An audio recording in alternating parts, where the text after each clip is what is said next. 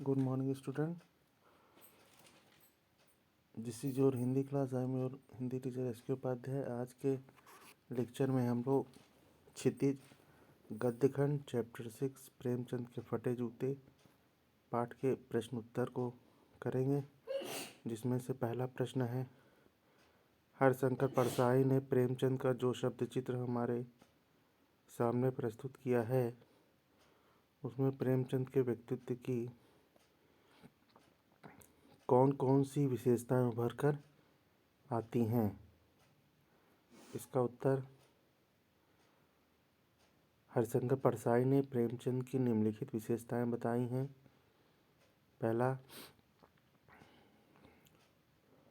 वे दिखावे की जिंदगी से दूर रहते थे। दूसरा पॉइंट है, प्रेमचंद परिस्थितियों को नज़रअंदाज नहीं करते थे। तीसरा, उनका संपूर्ण जीवन संघर्षों में बीता था। वे जिंदा दिल इंसान थे। जिंदा दिल का मतलब हंसमुख या प्रसन्न रहने वाले। वे अपनी दीन दशा से संतुष्ट हैं। जिस भी स्थिति में हैं वो उससे संतुष्ट हैं। दूसरा प्रश्न है,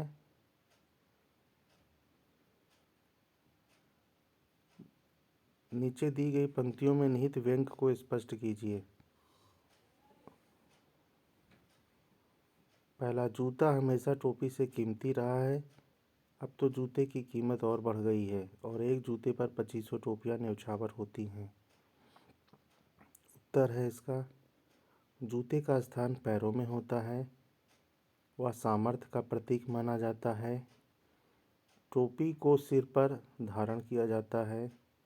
वह सम्मान का प्रतीक मानी जाती है, किंतु आज परिस्थितियां इसके विपरीत हैं।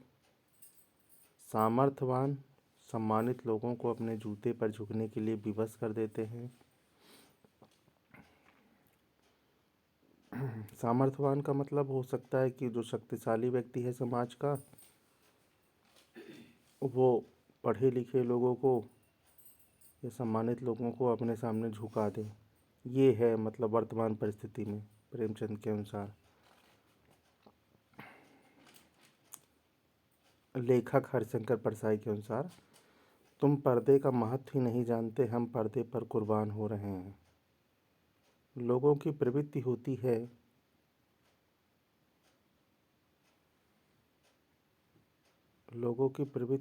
है कि अपनी बुराई छिपाने की और दूसरे की बुराई लोगों के सामने लाने की, किंतु प्रेमचंद जी ने कभी भी अपनी बुराई को छिपाने का प्रयास नहीं किया। ये प्रेमचंद की सबसे बड़ी विशेषता थी। तो स्टूडेंट, ये प्रेमचंद नामक पाठ के आपके 3 प्रश्न हैं।